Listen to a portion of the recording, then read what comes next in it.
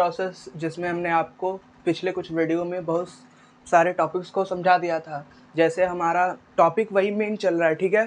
Main topic का आपको knowledge रहना चाहिए कि हम किसके बारे में पढ़ रहे हैं। अभी पोषण के बारे में पढ़ रहे हैं, यानी हमको भोजन से एनर्जी लेना है, ठीक है, किसी भी प्रक्रिया को करने के लिए जीवों में, ठीक है। तो हमने आपको बताया था कि जीवों में जो भी प्रक्रियाएँ होती हैं उसमें हमको किसकी रिक्वायरमेंट होती है, चाहे श्वसन की हो, चाहे हम सांस लें, चाहे कोई वर्क करें, चाहे हम बोलें, चाहे हमको खाना ही क्यों ना खाएं, एनर्जी भले क्यों ना लें, उसके लिए भी हमको एनर्जी की रिक्वायरमेंट होती है, ठीक है। तो वो एनर्जी हमको कहाँ से मिलता है? पोषण से, न्यूट्रिशन से। तो पोषण करने में बहुत सारे चरण हैं। जैसे पोषण, हमने कुछ भी खाया पिया उसको डायरेक्ट एनर्जी में कन्वर्ट नहीं हो पाता है। जितना हम सोचते हैं खाए एनर्जी मिल गया, नहीं, खाते हैं फिर वो डाइजेस्ट होता है, तब जाके वो एनर्जी में क्या होता है?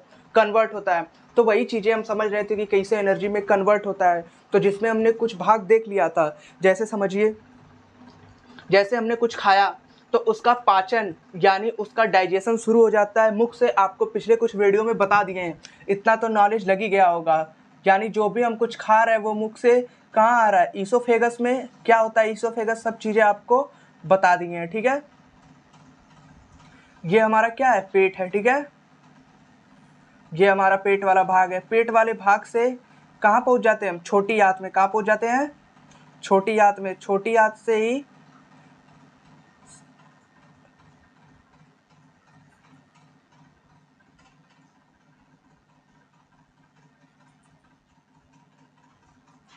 ये हमारा बड़ी आंत है, ठीक है। इसको हम ऐसे बना दे रहे हैं।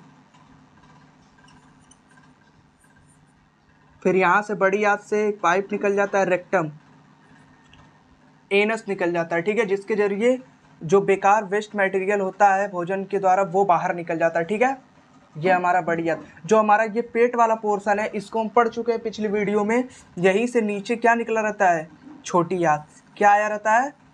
छोटी आंत रहता है, जो इस बड़ी आंत में जाके जुड़ जाता है। यहीं से आपका छोटी आंत ऐसे होते हुए पीछे के रास्ते से इसमें आके खुलता है। कहाँ पे?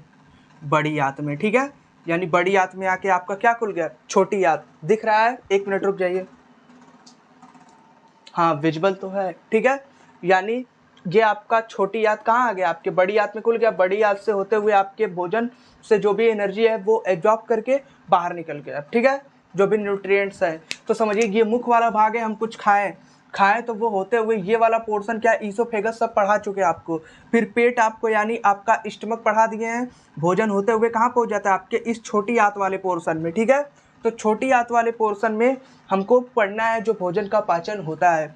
तो जैसे ही छोटी आंत में भोजन पहुंचता है तो यहीं पे इसका पाचन शुरू हो जाता है। शुरू तो मुख से ही हो गया, ठीक है। यानी पूर्णतः पाचन कहाँ आ जाता है? छोटी आंत में। तो आपसे पूछेगा कि भोजन का पूर्णतः पाचन पाचन तंत्र या फिर आहार नाल के किस भाग में होता है? तो आहार नाल के यानी एलिमेंट्री कैनाल के किस पोर्शन में आपके भोजन यानी फूड का डाइजेशन यानी पाचन पूर्णतः हो जाता है कंप्लीटली। तो कंप्लीटली डाइजेशन किस पार्ट में होता है? इस आपके स्मॉल इंटेस्टाइन वाले पोर्शन में आपका कंप्लीटली पाचन हो जाता है। अगर आपसे डीप जाके पूछे कि किस पोर्शन में एक्चुअली पाचन होता है तो आपका ड्यूडेनम वाला पार्ट। अभी हम सीखेंगे ड्यूडेनम, जेजुनम, इलियम, 3 पार्ट्स होते हैं हमारे छोटी आंत के। तो अभी सीखेंगे, समझिए बस। जैसे ही हम कुछ खाएं, मुख में पाचन हुआ, दांत जीभ पड़े, फिर पाइप से होते हुए आपका कहाँ आ गया? इधर इस गले से होते हुए, इस पाइप से होते हुए पेट में आ गया। पेट में किसका पाचन होता है? डायरेक्ट बताइएगा। प्रोटीन का पाचन होता है और दूध का पाचन होता है। किस एंजाइम से प्रोटीन का पाचन होता है? पेप्सिन से। और दूध का पाचन होता है रेनिन से। और हाइड्रोक्लोरिक अम्ल पाया जाता है। जो भी हम खाना खाते हैं तो उसमें अगर बैक्टीरिया तो उसको मारने का काम कौन करता है? हाइड्रोक्लोरिक अम्ल करता है, ठीक है। एक प्रकार का अम्ल है जो हमारे शरीर को यानी हमारे पेट को क्षति पहुंचा सकता है। तो क्षति पहुंचाने से बचाने के लिए यहाँ पे क्या पाया जाता है? एक म्यूकस मेम्ब्रेन पाया जाता है जो हाइड्रोक्लोरिक अम्ल को क्षति पहुंचाने से बचाता है, ठीक है। यानी हाइड्रोक्लोरिक अम्ल इस पेट की जो वॉल है, ये स्टमक का वॉल, दीवार, इसको क्षति न पहुंचाए, उससे बचाए रखने के लिए एक म्यूकस मेम्ब्रेन पाई जाती है, ठीक है। और भोजन आपका ऊपर न चला जाए तो यहाँ पे एक दरवाजा पाया जाता है। फिर भोजन अगर छोटी आंत में आ गया तो इससे ऊपर न चला जाए, इसीलिए इसमें आ जाता है, ठीक है। 2 वर्ड समझिए, एक होता है बोलस और एक होता है काइम। तो जो हम खाना खाते हैं तो खाना खाते खाते जब पेट में पहुंचता है खाना, इधर से चबा के जैसे ही भेजेंगे सलाइवा उसमें मिला के, ठीक है, छोटे छोटे पार्ट में भोजन को मिलाएंगे जब सलाइवा उसमें तोड़ के दांतों से, तो उसको बोलेंगे उसको बोलेंगे बोलस। क्या बोलेंगे? बोलस। और बोलस जब होते होते पेट में आएगा, पेट में जब उसका क्या होगा, पाचन होने लगेगा थोड़ा बहुत, तो फिर वो आएगा छोटी आंत में। जब ही छोटी आंत में आएगा उसका नाम बदल जाएगा, क्या हो जाएगा? काइम। ठीक है, फिर काइम का यहाँ पे डाइजेशन होता है। अगर वर्ड बुक में पढ़ रहे हैं तो काइम बोलस वर्ड आया तो कंफ्यूज मत होइएगा। ठीक है, 2 वर्ड आपको बताएं, एक का नाम है बोलस और एक का नाम है काइम। तो बोलस भी फूड है और काइम भी क्या है? फूड ही है। ठीक है, बोलस कब बोलेंगे? जब स्टमक में रहेगा, स्टमक से जब ही नीचे आएगा क्या बोलेंगे? काइम बोल देंगे। ठीक है, अगर मुंह में नहीं है, भोजन बाहर है, तो उसको हम फूड बोलेंगे। जैसे ही मुंह में लिए सलाइवा उसमें मिला तो उसको बोल देंगे बोलस। फिर काइम कब बोलेंगे? जब पेट से हमारे नीचे आ जाएगा। समझ में आया? इतनी बातें समझ में आ गई। तो कुल मिला जुला के हम पेट तक पढ़ चुके हैं। जैसे ही भोजन यहाँ पच गया है, अब आएगा छोटी आंत में। छोटी आंत में पूर्णतः पाचन होगा, तो यही हमको मेन पढ़ना है। छोटी आंत के हम क्या क्या पढ़ेंगे? भाग पढ़ेंगे, जो भी एंजाइम निकलेगा वो पढ़ेंगे। ठीक है, फिर यहीं से समझिए, इसी पेट से हमारा एक पेट से ऐसे ही अंग लगा होता है। ठीक है, इसको बोलते हैं लीवर। क्या बोलते हैं? लीवर। ये वाला पोर्शन हो गया लीवर, और इसको बोलते हैं पित्ताशय। क्या बोलते हैं? पित्ताशय। समझिए ध्यान से, ये हमारा पित्ताशय गॉल ब्लेडर, और ये हमारा लीवर है यानी यकृत। सबसे बड़ी ग्रंथि किसको माना जाता है? यकृत को। ठीक है, तो यकृत जो भी हमारा रस स्राव करता है वो पित्ताशय में आके स्टोर हो जाता है, एक प्रकार की थैली है। यकृत जो रस स्राव करता है उसे बोलते हैं पित्तरस। पित्तरस का स्राव कहाँ होता है? पित्ताशय में होता है, नाम से ही स्पष्ट हो गया। ठीक है, तो पित्त रस क्या है? एक प्रकार का एंजाइम समझ लीजिए। ठीक है, अब समझिए, लीवर से जो भी हमारा रस निकला वो पित्ताशय में स्टोर हो गया। फिर ये रस होते हुए कहाँ आएगा? ये रस होते हुए छोटी आंत में आएगा, बड़ी आंत में नहीं आएगा। क्वेश्चन डायरेक्ट पूछेगा, यहाँ से जो इसका पाइप, ये लीवर जो है इससे जुड़ा है, इसमें रस आया, कहाँ पहुँचेगा? छोटी आंत में। छोटी आंत के इस वाले पोर्शन में पहुँचेगा जिसका नाम ड्यूडेनम है। और यहीं पे एक और अंग लगा होता है जिसको बोलते हैं हम क्या? जिसको बोलते हैं अग्नाशय। क्या बोलते हैं? अग्नाशय बोलते हैं। ठीक है, ये हमारा पैंक्रियाज है यानी अग्नाशय है। लिख दे रहे हैं, व्हाइट बोर्ड छोटा है इसलिए डायग्राम अच्छे से नहीं बन पा रहा है। जब सेपरेट पढ़ाएंगे अलग अलग तब आपको बढ़िया से बना देंगे। ठीक है, वैसे इमेज हम लास्ट में लगा देंगे जिससे आपको क्लियरिटी हो जाए, साथ में बनाते रहिएगा। ठीक है, तो अभी बस समझिए, अग्नाशय जो है इससे हमारे क्या होगा? पैंक्रियाटिक जूस जो निकलेंगे, अग्नाशयी रस जो निकलेंगे, जितने भी एंजाइम इसमें से निकलते हैं, चाहे बात कर लीजिए किसकी, ट्रिप्सिन की, चाहे ट्रिप्सिन की बात कर लीजिए, और भी जो एंजाइम्स पाए जाते हैं वो अग्नाशय से निकलेंगे। या फिर अग्नाशय से जो भी हार्मोन निकलेंगे, जैसे इंसुलिन हो गया, सोमेटोटिन हो गया, फिर आपका क्या हो गया? ग्लाइकोजन हो गया। ये सब आपके जो भी हार्मोन इसमें से निकलेंगे, जो भी एंजाइम निकलेंगे, वो कहाँ पहुँचेंगे? छोटी आंत में। छोटी आंत में एंजाइम पहुँचेगा, हार्मोन जो है शरीर में नियंत्रण रखेगा। किसकी मात्रा को नियंत्रित रखेगा? अभी समझेंगे, चिंता मत करिए। इससे जो भी हमारा क्या निकला, अग्नाशयी जो है वो डायरेक्ट हमारे ड्यूडेनम वाले पार्ट से कनेक्ट नहीं रहता है छोटी आंत के, पहले इस गॉल ब्लेडर से कनेक्ट होगा। गॉल ब्लेडर से कनेक्ट होने के बाद कहाँ पहुँचेगा? इसमें पहुँच जाएगा। समझ में आया? यानी फिर ये दोनों मिक्स होकर कहाँ पहुँच जाएंगे? ड्यूडेनम में अपना अपना पदार्थ को सिक्रेट कर देंगे। फिर जो भी हम भोजन खाए हैं, या फिर काइम बोलेंगे, जो भी हमारा काइम वाला पोर्शन है वो हमारा और छोटे छोटे भागों में ब्रेक डाउन हो जाएगा और पूर्णतः हमको एनर्जी मिल जाएगी। कहाँ पे? छोटी आंत में। फिर जो वेस्ट बचेगा छोटी आंत से ट्रैवल करते करते करते करते कहाँ पहुँच जाएगा? हमारे बड़ी आंत में। बड़ी आंत के 3 पार्ट होते हैं, कॉलन हो गया, रेक्टम हो गया, सीकम हो गया। ठीक है, तो इस वाले पोर्शन से होते हुए असेंडिंग कॉलन क्या होता है, डिसेंडिंग क्या होता है, अभी समझेंगे। ऐसे होते हुए भोजन से जो भी पानी होनी है उसको एब्जॉर्ब करके भोजन को ऐसे ऐसे निकाल के बाहर यहाँ पे निकाल दिया जाता है। ठीक है, जब ही वेस्ट मटेरियल यहाँ भर जाता है तो फिर क्या होता है? प्रेशर जनरेट होने लगता है बाहर निकलने के लिए। ठीक है, फिर हम 2 नंबर चले जाते हैं। समझ में आया? यानी यहाँ जो ये वाला पोर्शन है ये क्या है? ये ऐच्छिक है। अगर मान लीजिए यहाँ पे भोजन भर गया, अगर मान लीजिए आप बाई चांस ट्रैवल कर रहे हैं, ठीक है, और एक बैग प्रेशर जनरेट हो गया कि हमको क्या जाना है, हमको जाना है, तो फिर इस वाले पोर्शन से आप क्या करते हैं? 5-10 मिनट रुके रहते हैं ना। 5-10 मिनट अगर इमरजेंसी आ गया तो आप उसको रोके रहते हैं। क्यों रोके रहते हैं? क्योंकि आपकी ऐच्छिक क्रियाओं में आता है, यानी ये ऐच्छिक पोर्शन है, इसलिए इसको आप रोके रहते हैं। ठीक है, यहीं ऊपर वाले पोर्शन में अगर आप मान लीजिए स्टोर रहता है भोजन, तो स्टोर रहता है भोजन आके तो पता नहीं चलता। जैसे इसमें भर गया तो फिर प्रेशर जनरेट होगा, फिर इधर वाले पोर्शन से क्या होगा? बाहर निकलने के लिए क्या होगा? प्रेशर जनरेट करेगा। समझ में आया? अभी समझते हैं सब चीज़, पहले ऊपर वाला पढ़ लें। ठीक है, आपको क्यों बोला जाता है कि ज़्यादा भोजन मत खाइए? ये जितने भी आपके पार्ट्स हैं ना, सब क्रमानुकुंचन गति करते हैं भोजन को आगे बढ़ाने के लिए। चाहे वो आपका बड़ी आंत होगा, ये भी क्रमानुकुंचन गति करता है, चाहे पेट हो गया, पेट भी ऐसे क्रमानुकुंचन गति करता है। मान लीजिए पेट भर गया, पूरा पेट भर गया तो क्रमानुकुंचन गति करेगा नहीं, भोजन नीचे आगे जाएगा नहीं, गति ही नहीं करेगा। तो भोजन गति ही नहीं करेगा तो इसमें भर जाएगा, तो फिर उसी में सड़ने गड़ने लगेगा, ठीक है। इसलिए थोड़ा खाना खाइए, पेट भर मत खाइए, ठीक है। पेट भर खाएंगे तो पेट भर जाएगा, और न मन भर खाइए, थोड़ा ही खाइए जिससे डाइजेस्ट हो सके, पेरिस्टाल्सिस मूवमेंट इसमें हो सके, क्रमानुकुंचन गति हो सके। ये पेट क्या होता है, ऐसे क्रमानुकुंचन गति करता है, ठीक है। और ये क्या होता है, भोजन आगे पहुंचता है, ठीक है, तभी डाइजेस्ट होता है अच्छे से। पेट भर खा लेंगे, भर जाएगा, आगे जाइए नहीं करेगा, तो डाइजेशन अच्छे से नहीं होता है। समझ में आया इतना पोर्शन? चलिए, अब हम यहाँ तक पढ़ चुके हैं पिछले वीडियो में। आज छोटी आंत पढ़ लेते हैं, फिर बड़ी आंत, फिर रेक्टम, फिर हमारा पूर्णतः डाइजेशन खत्म हो जाएगा। समझ में आ गया? चलिए, स्क्रीनशॉट तो कुछ लेना नहीं है, बोलस और कायम समझाना था, बस 1 मिनट रुक जाइए।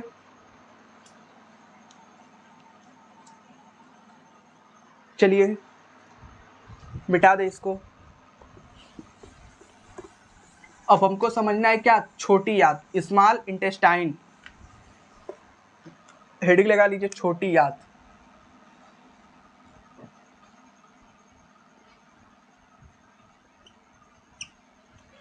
छोटी आंत को क्या अंग्रेजी में बोलते हैं, स्मॉल इंटेस्टाइन, ठीक है। छोटी आंत जो होता है, आपसे पूछेगा, ये पेट से लगा हुआ रहता है, ठीक है। पहले आप इसके पार्ट्स को समझ लीजिए। छोटी आंत के 3 पार्ट्स होते हैं, ठीक है। छोटी आंत के कितने पार्ट्स होते हैं, 3 पार्ट्स, ठीक है।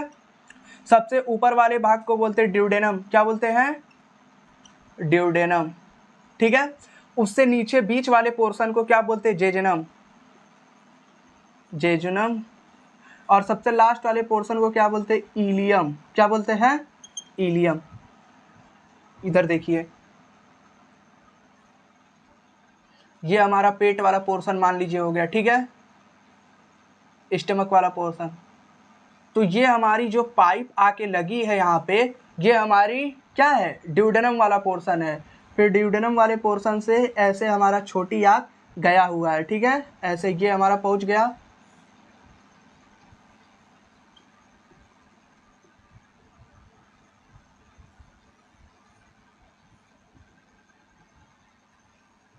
ये हमारा आ गया, ठीक है। यानी ये हमारा जो ये ऊपर वाला पोर्शन है इसको बोलते हैं ड्यूडेनम, और ये हमारा जो बीच वाला पोर्शन है इसको बोलते हैं जेजुनम, और ये लास्ट वाला पोर्शन जो हमारे बड़ी आंत से लगा होता है, यहाँ से बड़ी आंत गई है, ठीक है। ये हमारा बड़ी आंत वाला पोर्शन है। तो यहीं पे जो ये बीच वाला पार्ट है छोटी आंत का, इसको बोलते हैं जेजुनम, और इस वाले पोर्शन को बोलते हैं इलियम। ये हमारा क्या हो गया, ड्यूडेनम, जेजुनम, इलियम, ठीक है। ड्यूडेनम यानी डी, जेजुनम मतलब जे, इलियम मतलब आई, DJI, यानी छोटी आंत में क्या है, DJI, ठीक है। बोलिए DJI, यानी ड्यूडेनम, जेजुनम, इलियम। 3 पोर्शन है किसके, छोटी आंत के। पोर्शन मतलब भाग है, जैसे हमारे भाग है, हाथ है, पैर है, मुंह है, वैसे ही छोटी आंत के भाग है। ड्यूडेनम है, जेजुनम है, इलियम है, ठीक है। 2-3 बार बोलेंगे, चित्र में 2-3 बार देख के बोलेंगे, आपको समझ में आ जाएगा, ड्यूडेनम, जेजुनम, इलियम। एक बात दिमाग में बैठाए रखिएगा कि जेजुनम में पाचन वचन का क्रिया कोई नहीं होता है। समझ में आया? यानी पाचन का क्रिया जेजुनम वाले भाग में नहीं होता है। जो भी होता है डाइजेशन, वो ड्यूडेनम वाले भाग में होता है। ड्यूडेनम भाग से एक क्वेश्चन आपसे हमेशा पूछता है कि यहीं से आपका लीवर यानी यकृत और पैंक्रियाज लगा रहता है। तो आपसे पूछेगा लीवर और अग्नाशय छोटी आंत के किस पोर्शन से जुड़े रहते हैं, ड्यूडेनम वाले पोर्शन से। किससे, ड्यूडेनम वाले पोर्शन से। इसका नाम छोटी आंत है, पर ये जो है लेंथ में काफ़ी लंबा है, लगभग 8 से 10 मीटर लंबा है। कितना, 8 से 10 मीटर लंबा है आपका छोटी आंत, ठीक है। याद रखेंगे, सर इतना लंबा है, इतने लंबे तो हम नहीं है, तो पेट में कैसे एडजस्ट है। जैसे आप जब पतंग उड़ाते हैं तो उसका धागा देखेंगे, या फिर सुई धागा, जो धागा आता है उसमें उतना लंबा धागा को ऐसे कॉल्ड किया रहता है ना, एक ही में। उसी तरह आपका पेट ऐसे क्या है, कॉल्ड है, ठीक है। यानी एक ही में ऐसे मांझे की तरह ऐसे लिपटा हुआ है, ठीक है। पर एक दूसरे को क्रॉस नहीं कर रहा है। ऐसा थोड़ी कि इसके बीच में से चला गया कोई भी पाइप, नहीं, ये एक के ऊपर एक है, इसीलिए बीच वाले पोर्शन को क्या बोलते हैं, जेजुनम, ऊपर वाले पोर्शन को ड्यूडेनम, नीचे वाले पोर्शन को इलियम। आई होप इतना से आपको याद हो गया होगा। ठीक है, चलिए आगे समझते हैं। तो छोटी आंत के 3 पोर्शन याद रखेंगे, ड्यूडेनम, जेजुनम, इलियम। ठीक है, आपको अगर नहीं समझ में आ रहा है, यहीं पे चित्र बना दिए हैं। ठीक है, चित्र अभी आपको इमेज दिख जाएगा छोटा सा यहीं पे। ठीक है, समझिए, ड्यूडेनम वाले पोर्शन में आपका क्या क्या आके खुलता है, पहला लीवर, आपसे पूछेगा लीवर एंड आपको अग्नाशय, यानी लीवर और अग्नाशय छोटी आंत के किस पोर्शन में आके खुलते हैं, तो ड्यूडेनम वाले भाग में। ड्यूडेनम वाले भाग में आपका लीवर और अग्नाशय आके खुलता है। ये भी आपके क्या है, ग्रंथियां हैं। लीवर जो है सबसे बड़ी ग्रंथि है और अग्नाशय जो है दूसरी सबसे बड़ी ग्रंथि है। ये क्या है, एक प्रकार की मिश्रित ग्रंथि है। ठीक है, यानी दूसरी सबसे बड़ी ग्रंथि अग्नाशय, पहली सबसे बड़ी ग्रंथि लीवर। ठीक है, ये याद रखिएगा। और समझिए, ड्यूडेनम वाला पोर्शन पता चल गया कि क्या क्या खुलता है। जेजुनम वाले पोर्शन में क्या होता है, आपका पाचन नहीं होता है। इलियम वाले पोर्शन से भोजन कहाँ पहुँच जाता है, बड़ी आंत में। तो ये याद रखिएगा कि इलियम वाले पोर्शन से भोजन कहाँ पहुँच जाता है, बड़ी आंत में। सर आपने कहा भोजन का नाम नहीं लेंगे, यानी जैसे ही भोजन या जैसे ही हम खाना खाएं तो पेट में पहुँचा, पेट तक उसका नाम क्या है, बोलस। पेट से जैसे ही वो क्या हुआ, पाचन उसका हुआ, डाइजेशन हुआ, तो जैसे ही छोटी आंत पे पहुंचा उसका नाम हो गया काइम। तो यानी काइम जो है ड्यूडेनम वाले पोर्शन से होते हुए कहाँ पहुंचेगा, जेजुनम, जेजुनम वाले पोर्शन से इलियम, इलियम वाले पोर्शन से होते हुए कहाँ पहुंच जाएगा, बड़ी आंत में। ठीक है, अब याद रखिएगा कि इसी छोटी आंत में कुछ छोटी छोटी संरचनाएं पाई जाती है। मान लीजिए ये छोटी आंत का एक पाइप है। ठीक है, इसी में ऐसे फिंगर लाइक प्रोजेक्शन पाए जाते हैं। क्या पाए जाते हैं, फिंगर लाइक प्रोजेक्शन पाए जाते हैं। इसी में होके बोलस हमारा ट्रैवल करता है। ठीक है, सॉरी काइम, काइम ये हमारा क्या हो गया, काइम ऐसे ट्रैवल करता है हमारे छोटी आंत के पाइप से, और इसमें ऐसे छोटे छोटे फिंगर लाइक प्रोजेक्शन पाए जाते हैं जिसको क्या बोलते हैं, विली बोलते हैं। क्या बोलते हैं, विली। विली जो है काइम से जो भी न्यूट्रिएंट्स है उसको एब्जॉर्ब कर लेता है, जो भी पोषक तत्व है उसको एब्जॉर्ब करने का काम, यानी अवशोषित करने का काम कौन करता है, विली करता है। आपसे डायरेक्ट पूछेगा विली कहाँ मौजूद होते हैं, तो इस वाले पोर्शन में मौजूद होता है, छोटी आंत वाले में, जो काइम का क्या करता है, एब्जॉर्प्शन काइम से न्यूट्रिएंट्स का एब्जॉर्प्शन करता है। ठीक है, आपसे पूछेगा विली का वर्क, यानी विली क्या काम करता है, तो ये जो काइम है इससे न्यूट्रिएंट्स का क्या करता है, एब्जॉर्प्शन करता है, जिससे एनर्जी प्रोड्यूस होती है। ठीक है, समझ में आया इतनी बात। चलिए इसको इरेज करते रहे हम, यानी 3 पोर्शन याद रखेंगे, ड्यूडेनम, जेजुनम, इलियम। समझ में आया छोटी आंत में इतना चीज, बस इतना ही आपको छोटी आंत में पढ़ना है। आगे आपको छोटी आंत में क्या पढ़ना है, एंजाइम्स पढ़ने हैं, जो भी एंजाइम सिक्रीट होते हैं वो पढ़ने हैं। सर आपने लीवर और पैंक्रियाज नहीं पढ़ाया, वो अभी आपको अलग पढ़ा रहे हैं। ठीक है, चिंता मत करिए। छोटी आंत से लगभग 3-4 तरह के एंजाइम्स निकलते हैं। ठीक है, सबसे पहले आप क्या याद रखेंगे, एरिप्सिन। क्या याद रखेंगे, एरिप्सिन नाम का एक एंजाइम पाया जाता है जो पेप्टोन को पॉलीपेप्टोन्स में तोड़ता है। ठीक है, एरिप्सिन एंजाइम पाया जाता है। फिर आपका लाइपेज एंजाइम पाया जाता है, लाइपेज एंजाइम पाया जाता है। फिर माल्टेज एंजाइम पाया जाता है, फिर माल्टेज हो गया, लाइपेज हो गया, एरिप्सिन हो गया, और एक आपका क्या एंजाइम है, माल्टोज हो गया, फिर सुक्रोज हो गया, यानी सुक्रेज, ये एक आपका एंजाइम पाया जाता है।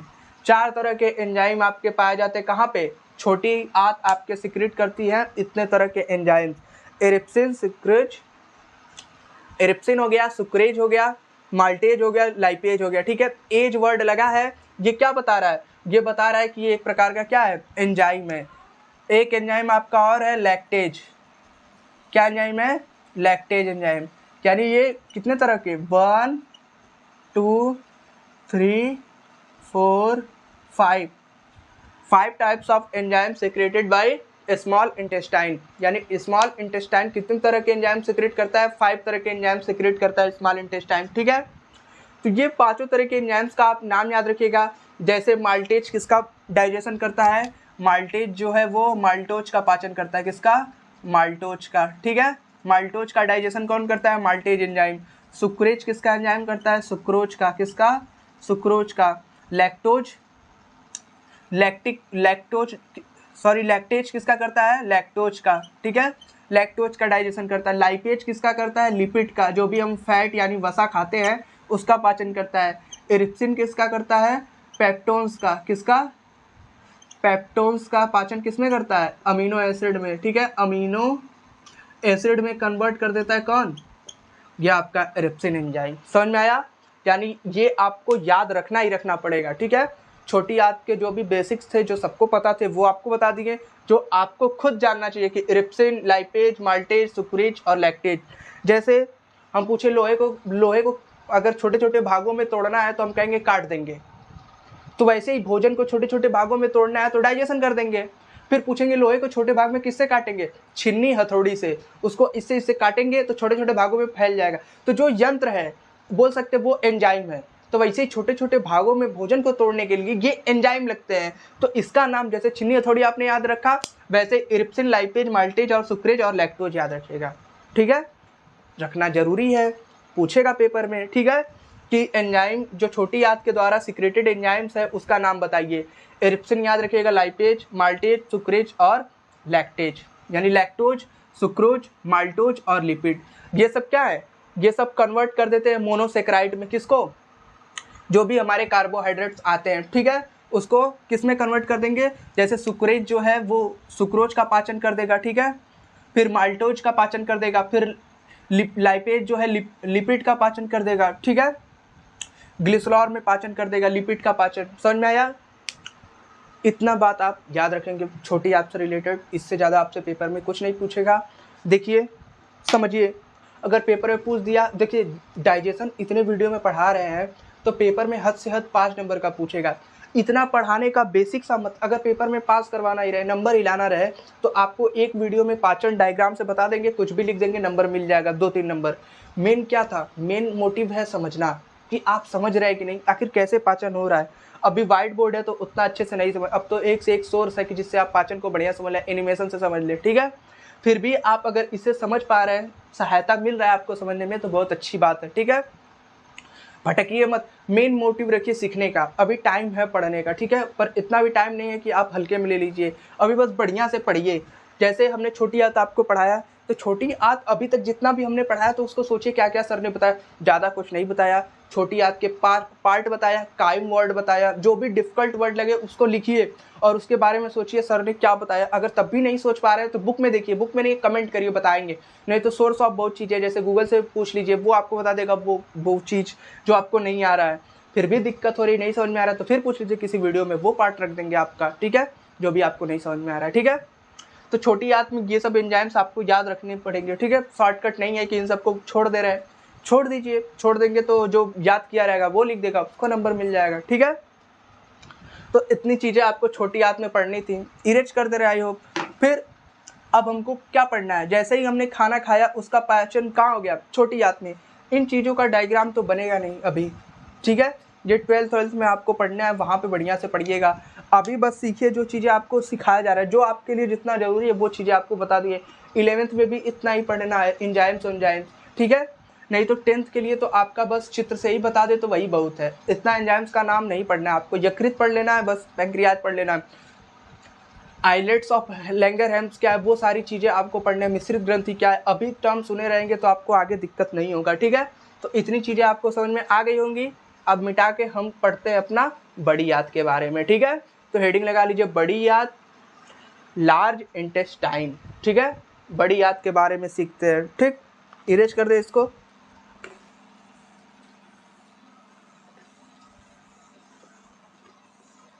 हेडिंग लगाइए, बड़ी आंत।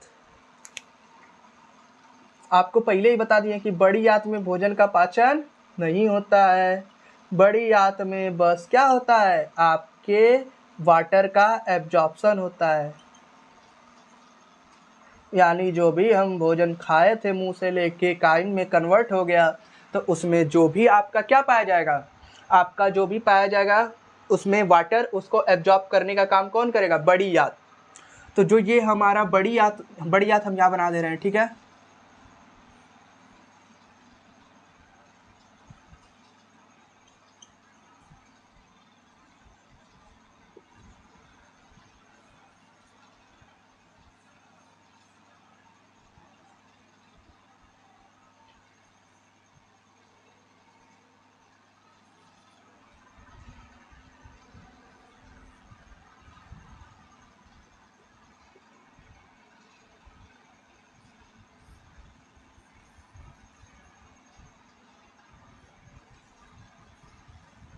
ये हमारा बीच वाला छोटी आंत आगे पेट से कनेक्टेड है, और ये हमारा जो साइड में ये हमारा बड़ी आंत है, ठीक है।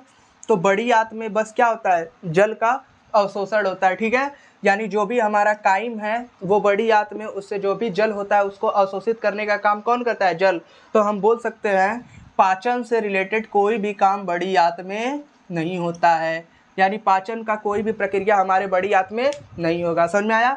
यानी पाचन से रिलेटेड कोई भी प्रोसेस हमारे बड़ी आंत में नहीं होगा, ठीक है। और ये इसका गुदा द्वार है, यहीं से भोजन बाहर निकल जाता है। इसके जो भी फैक्ट्स हैं स्टार्टिंग में ही आपको बता दिए।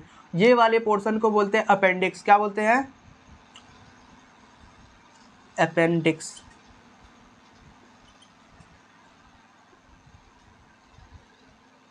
इस वाले पोर्शन को क्या बोलते हैं? अपेंडिक्स, ठीक है। ये हमारा अनअवशेषी अंग है, इसको निकलवा भी देते सर्जरी के द्वारा, ठीक है। यानी ये हमारा अपेंडिक्स वाला पोर्शन है। अगर चित्र में दिखा मिले तो चिंता मत करिएगा, ठीक है। अब देखिए, यानी आपको इतना तो समझ में आ गया कि पाचन उचन नहीं होता है, बस बड़ी आंत में कुछ बैक्टीरियाज का निर्माण, कुछ बैक्टीरियाज जो होते हैं सहजीवी, इसमें क्या होते हैं, जीवाणु पाए जाते हैं जो कुछ विटामिन का क्या करते हैं, निर्माण करते हैं। जैसे B3, B12, इन सब विटामिन का निर्माण कहाँ होता है? बड़ी आंत में, ठीक है। तो आपसे पूछेगा बड़ी आंत के कितने पोर्शन है? 3 पोर्शन। एक का नाम है सीकम, एक का नाम है कॉलन, और एक का नाम है रेक्टम। यानी बड़ी आंत के कितने parts? 3 part, caecum, colon, rectum. यानी सीकम, कॉलन, रेक्टम, ये 3 पार्ट्स किसके हो गए? हमारे बड़ी आंत के। इतना बात याद रख सकते हैं। और आपसे पूछेगा बड़ी आंत में किन विटामिन का निर्माण होता है? विटामिन B3, B12, इन सब विटामिन का क्या होता है? निर्माण होता है। और भी विटामिन से, 1 मिनट रुक जाइए, बता दे रहे हैं। B3, B12, फिर B6 और विटामिन के। एक याद रख सकते हैं, B6 और विटामिन के, ठीक है। इन सब विटामिन का निर्माण जो हमारे बड़ी आंत है, इसमें जो भी बैक्टीरिया पाया जाता है उसके द्वारा निर्माण होता है। आपसे सीधे पूछेगा कि बड़ी आंत में किन विटामिन का निर्माण होता है? विटामिन B3, 12, B6 के। या फिर आपसे पूछ सकता है एलिमेंट्री कैनाल, आहार नाल के किस भाग में बैक्टीरिया के द्वारा यानी सहजीवी जीवाणुओं के द्वारा विटामिन का निर्माण होता है? तो आपके विटामिन B3, B12, B6 और के विटामिन का निर्माण बड़ी आंत के पोर्शन में होता है। समझ में आ गया? यानी बड़ी आंत के कितने भाग? Caecum, colon, rectum. याद रखना है ये चीज़ आपको, ठीक है। पोर्शन याद रखिएगा। आपसे पूछ सकता है कि बड़ी आंत को कितने भागों में बांटा गया? 3 भागों में, सीकम, कॉलन, रेक्टम और बैक्टीरिया। ये आपके विटामिन को क्या करते हैं? रिलीज करते हैं। समझ में आ गया? तो इसका स्क्रीनशॉट ले लीजिए जल्दी से।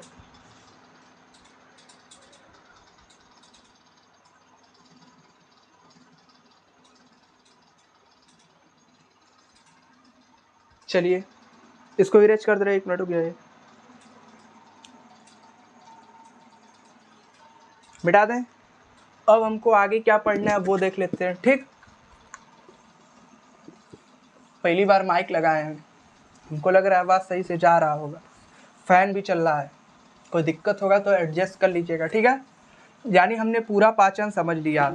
अभी हमको क्या पढ़ना है? लीवर पढ़ना है, और हमको क्या पढ़ना है? पैंक्रियाज। तो दोनों को पढ़ लेते हैं, ठीक है। एक तरफ अग्नाशय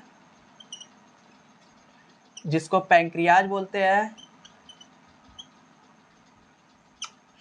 और एक तरफ हमको क्या पढ़ना है? लीवर, जिसको हिंदी में क्या बोलते हैं? यकृत, ठीक है। लीवर, लीवर पढ़ना है, ठीक है। तो समझिए, लीवर जो है ये क्या है? सबसे बड़ी ग्रंथि। क्या है? सबसे बड़ी ग्रंथि है, ठीक है, यानी लार्जेस्ट है। और ये क्या है? हमारी सेकेंड लार्जेस्ट ग्लैंड है, लार्जेस्ट ग्लैंड। यानी ये दूसरी सबसे बड़ी ग्रंथि है और ये पहली सबसे बड़ी ग्रंथि है। जो हमारी यकृत है ये किस कलर की होती है? लाल भूरा, यानी रेडिश ब्राउन कलर का आपका क्या होता है? यकृत होता है। फिर याद रखिएगा, जो हमारा यकृत है ये कितने पालियों का है? 2 पाली, ठीक है। यानी 2 पालियों में आपका क्या विभाजित है? यकृत, ठीक है। यकृत जो है वो किसका स्राव करता है? पित्त का, यानी बाइल का स्राव करता है। किसका? बाइल का स्राव करता है, ठीक है। और पैंक्रियाज जो है ये किसका स्राव करता है? ये पैंक्रियाटिक जूस यानी अग्नाशयी रस का स्राव करता है, ठीक है। आपसे पूछेगा यकृत और अग्नाशय किस पोर्शन में जाके खुलते हैं? तो ये कहाँ पे खुलेगा? ठीक है, लिख लीजिए कहाँ पे खुलेगा, आपको अभी बताए थे ड्यूडेनम वाले भाग में। ड्यूडेनम किसका पार्ट है? छोटी आंत का। किसका पार्ट है? छोटी आंत, ठीक है। चाहे वो आपका पैंक्रियाज ही क्यों ना हो, ये भी किस भाग में खुलेगा? ये भी आपका किस भाग में खुलेगा? ड्यूडेनम वाले भाग में। ड्यूडेनम, ठीक है। ये भी कहाँ खुलेगा? ड्यूडेनम वाले भाग में खुलेगा, ठीक है। एक मिनट, इतना याद हुआ आपको? यानी एक यकृत जो है सबसे बड़ी ग्रंथि है, लाल भूरे रंग की होती है, 2 पालियों में विभाजित होती है, पित्त का स्राव करती है, और कहाँ पे खुलेगा? ड्यूडेनम भाग में। इसी यकृत, मान लीजिए यहाँ हम यकृत बना रहे हैं आपका छोटा सा, मान लीजिए ये हमारा पाइप निकला है छोटी आंत वाला, तो यहीं पे हमारा यकृत है और इसी से हमारा लगा हुआ क्या है? पित्ताशय। तो जो भी हमारा यकृत पित्त का स्राव करेगा इसी पित्ताशय में जाके रहेगा, फिर पित्ताशय हमारा ड्यूडेनम में जाके खुल जाएगा, फिर यहीं पे क्या होगा? पित्त का स्राव हो जाएगा, ठीक है। यानी पित्त का जो वो होता है, मतलब स्टोर कहाँ होता है? पित्त कहाँ जाके रहता है? तो पित्ताशय में। कहाँ रहता है? पित्ताशय में रहता है, ठीक है। यानी पित्त का जो भी स्टोरेज वाला पोर्शन है उसको क्या बोलेंगे? पित्ताशय बोलेंगे, ठीक। फिर आपको याद रखना है यकृत द्वारा ही शरीर का तापमान नियंत्रित होता है। यकृत में ही कुछ विटामिन क्या होते हैं? स्टोर रहते हैं, जैसे विटामिन ए, डी, के, इसको बोल सकते हैं वसा में घुलनशील। यानी वसा में घुलनशील जितने भी विटामिन होते हैं, जैसे vitamin A, vitamin D, vitamin A, vitamin के, कीड़ा, ट्रिक था ना, यानी ऐसे ही याद करवाए थे आपको। जो ये विटामिन है ये आपके कहाँ स्टोर रहते हैं? यकृत में, ठीक है। फिर यकृत जो है ग्लूकोज की अधिक मात्रा को जो हमारे ग्लाइकोजन में कन्वर्ट हो जाता है उसको भी स्टोर करने का काम करता है। यानी यकृत ही क्या करता है? ग्लाइकोजन यानी जो हमारा ग्लाइकोजन है इसको स्टोर करने का काम कौन करता है? बड़ी आंत। फिर अभी ये पैंक्रियाज में भी समझ रहे हैं, ठीक है। इतनी बातें आपको कहाँ याद रखनी? यकृत में। शरीर का तापमान किसके जरिए नियंत्रित होता है? हमारे यकृत के जरिए। सबसे बड़ी ग्रंथि यकृत। फिर लाल भूरे रंग की होती है, 2 पालियों में विभाजित होती है। और क्या याद रखना है? पित्त का स्राव यकृत से होता है जो पित्ताशय में स्टोर हो जाता है। किस पोर्शन में खुलता है? ड्यूडेनम में। और सबसे बड़ी ग्रंथि है, इसमें जो है पुनरुद्ध भवन की क्षमता सबसे ज़्यादा पाई जाती है। मान लीजिए थोड़ा सा क्षय हो गया, मतलब कट गया, तो इसमें सेल डिवीजन यानी कोशिका विभाजन का प्रोसेस सबसे ज़्यादा होता है, यानी जल्दी जल्दी होता है, बहुत फास्ट होता है, ठीक है। इसीलिए ये जल्दी से रिकवर हो जाता है, ठीक। इतना समझ में आया? फिर इसी यकृत में कुछ पित्त वर्णक पाए जाते हैं, जैसे बिलिरुबिन एक वर्णक है, पित्त वर्णक। बिलिरुबिन से रिलेटेड एक पॉइंट आपसे पूछ सकता है।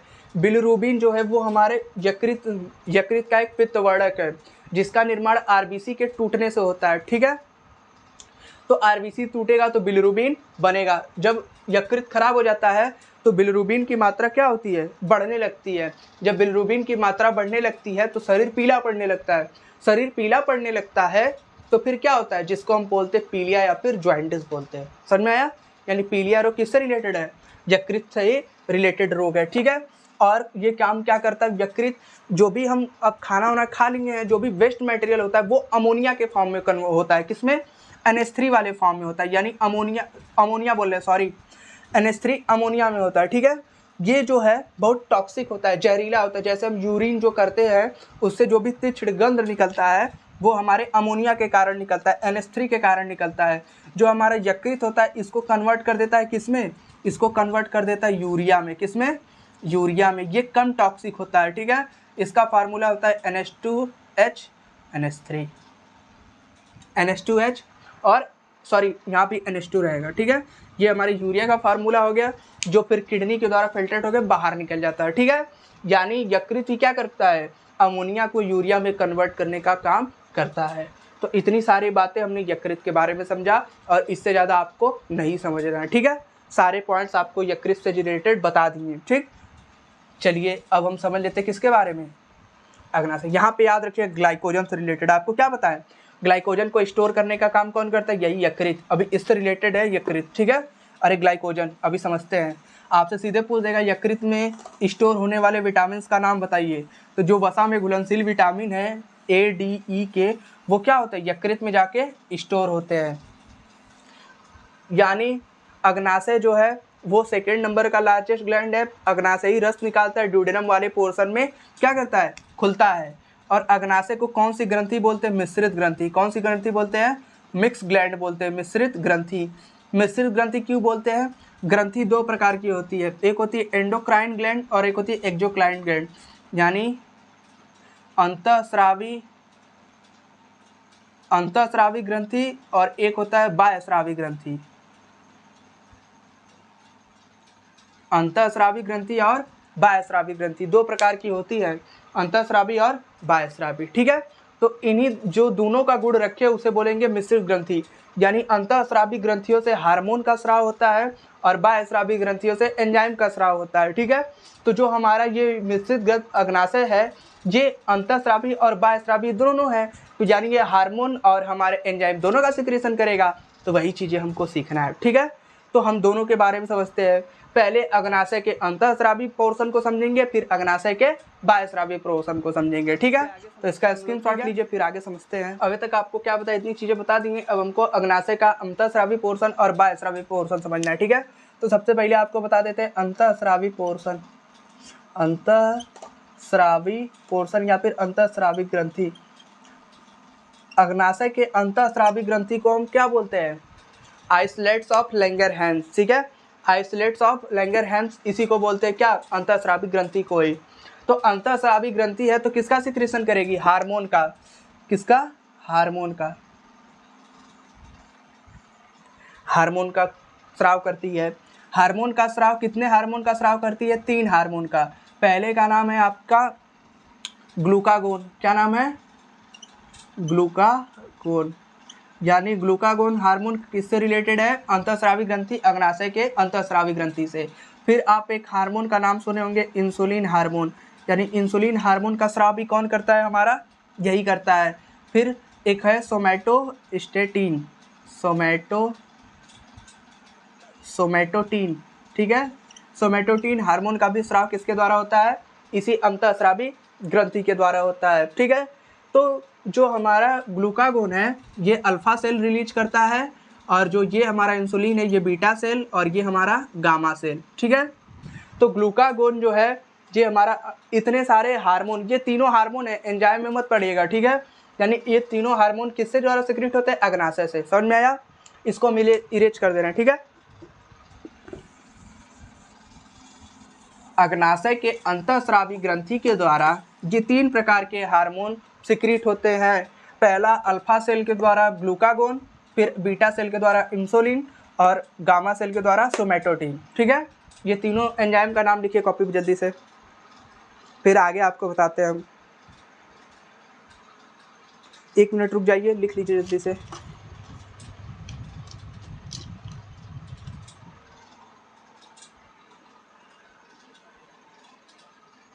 चलिए, ग्लूकागोन क्या काम करता है, इंसुलिन क्या काम करता है, सोमैटोटिन क्या काम करता है, समझ लेते हैं। ठीक है, तो अभी हम आपको बताया थोड़ी देर पहले कि लीवर जो है वो किसका स्टोरेज करता है? ग्लाइकोजन का।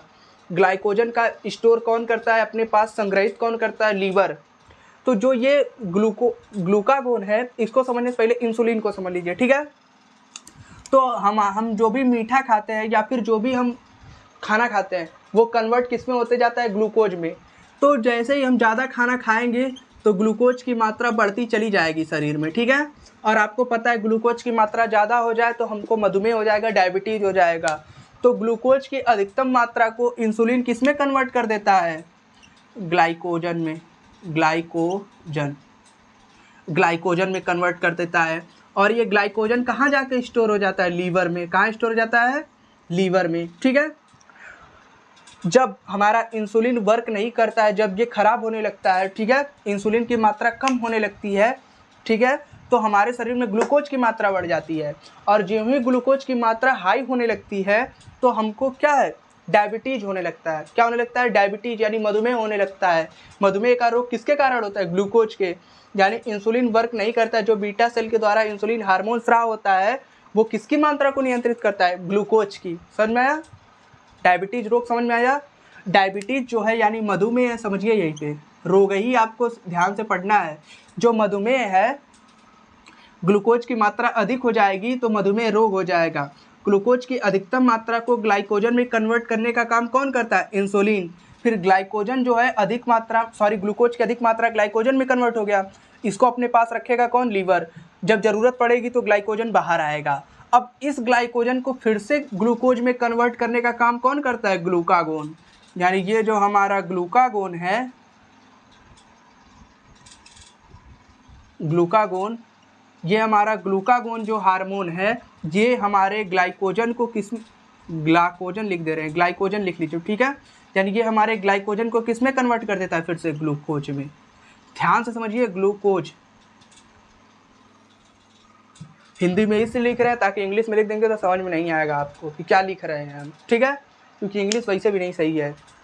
अब तीनों का वर्क समझिए, अभी एक को छोड़ दीजिए सोमेटोटीन को, अभी दोनों का समझिए। हम जो भी खाना खाते हैं वो ग्लूकोज में कन्वर्ट हो गया, समझ लीजिए, ठीक है। अब ग्लूकोज की मात्रा बढ़ते चली गई, तो अभी डायरेक्ट हम ग्लूकोज का यूज़ थोड़ी करेंगे, ठीक है, तो एक ही साथ थोड़ी यूज करेंगे, धीरे धीरे वर्क करेंगे, एनर्जी लगेगा तो फिर ग्लूकोज टूटेगा। तो ग्लूकोज को कन्वर्ट कर देते किस में, ग्लूकागोन में, ग्लाइकोजन में। तो ग्लाइकोजन में कन्वर्ट करके कहाँ रखेंगे, लीवर में। तो लीवर में रख दिए, फिर मान लीजिए हम 2-3 दिन तक खाना नहीं खा रहे हैं, ठीक है, व्रत है, तो अब हमको एनर्जी चाहिए, तो अब हमको मान लीजिए ग्लूकोज चाहिए।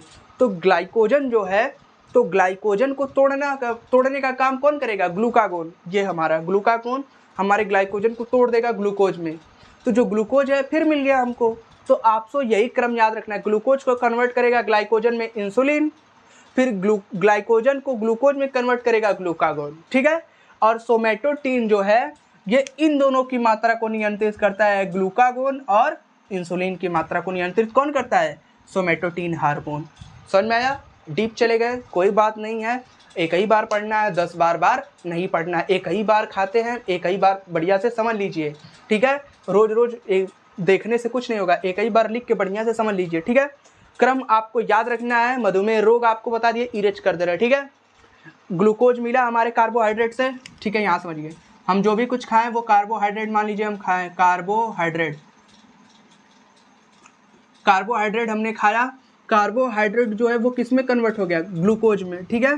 कार्बोहाइड्रेट जो है ग्लूकोज में कन्वर्ट हो गया, फिर ग्लूकोज की मात्रा बढ़ते चली गई मान लीजिए, तो ग्लूकोज को कन्वर्ट कर देगा ग्लाइकोजन में कौन, इंसुलिन। यहीं इंसुलिन वर्क नहीं करेगा तो ग्लूकोज ज़्यादा हो जाएगा तो मधुमेह रोग हो जाएगा, पर इंसुलिन बढ़िया से काम कर रहा है तो वो ग्लाइकोजन में कन्वर्ट हो जाएगा। ग्लाइकोजन ज़्यादा मात्रा में कहाँ पर उपस्थित रहता है, मतलब स्टोर कहाँ रहता है इसकी मात्रा, लीवर में। फिर ग्लाइकोजन जो है आगे चल के ग्लूकोज में कन्वर्ट हो जाता है। आखिर आवश्यकता लगेगी हमको ग्लूकोज की, 2-3 दिन मान लीजिए खाना नहीं खाएं, तो ग्लाइकोजन को ग्लूकोज में कन्वर्ट करने का काम कौन करता है, अल्फा सेल के द्वारा सिक्रीट हमारा ग्लूकागोन हार्मोन। ग्लूकागोन हार्मोन हमारे ग्लूकोज को नियंत्रित करता है, ठीक है। यही मेन समझना था आपको यहीं पे। फिर सोमेटोटीन हार्मोन क्या करता है, इन दोनों को नियंत्रण में रखता है कि सही से वर्क कर रहे हैं कि नहीं, इसकी मात्रा कहीं कम नहीं हो गई, इसकी मात्रा कहीं कम नहीं हो गई, बस, ठीक है। अब आगे समझते हैं हम बाह्यस्रावी ग्रंथियों के बारे में, अग्नाशय के, ठीक है। इसको इरेज कर दीजिए, यहीं पे समझा दे बाह्यस्रावी ग्रंथियों के बारे में, फिर हमारा पाचन खत्म हो जाएगा, ठीक है। यहाँ हेडिंग लगा लीजिए, बाह्यस्रावी ग्रंथि। किसकी बाह्यस्रावी ग्रंथि, अग्नाशय की, ध्यान में रखिएगा, ठीक है। बाह्यस्रावी ग्रंथि है तो किसका सिक्रेशन करेगी, एंजाइम का, ठीक है, इतना बात याद रखिएगा। और ये अंतःस्रावी था तो हार्मोन सिक्रेट किया, ये बाह्यस्रावी है तो एंजाइम सिक्रेट करेगा। कितने तरह के एंजाइम सिक्रेट करेगा, 3 तरह के एंजाइम सिक्रेट करेगा, और तीनों का नाम आपको याद रखना। आपसे सीधे पूछेगा कि हमारे अग्नाशय के द्वारा निकलने वाले जो भी एंजाइम्स है उनका नाम बताइए। हार्मोन तो सीख लिए, अब एंजाइम्स का नाम आपसे पूछ सकता है, तो तीनों एंजाइम्स का नाम हम याद रखेंगे।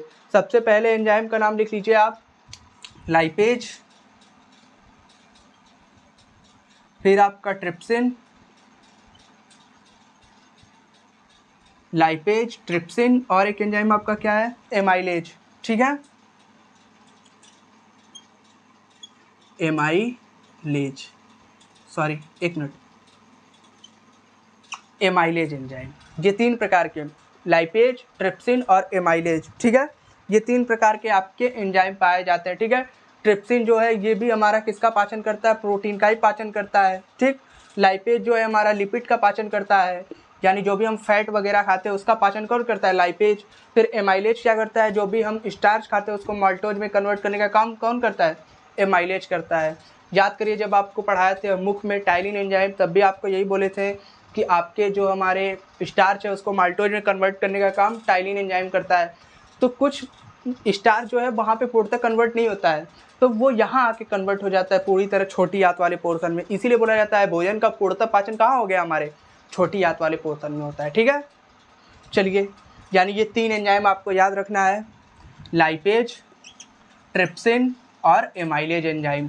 ये तीनों एंजाइम किससे रिलेटेड है, अग्नाशय से, और ये तीनों हार्मोन किससे रिलेटेड है, अग्नाशय से।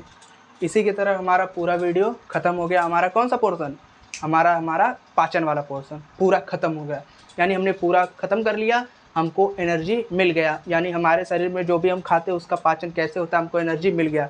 अब अगले वीडियो में हम सीखेंगे दूसरे चरण, यानी हमारा चरण क्या था उसको हम देख लेते हैं। ठीक है, इसका स्क्रीनशॉट ले लीजिए फटाक से।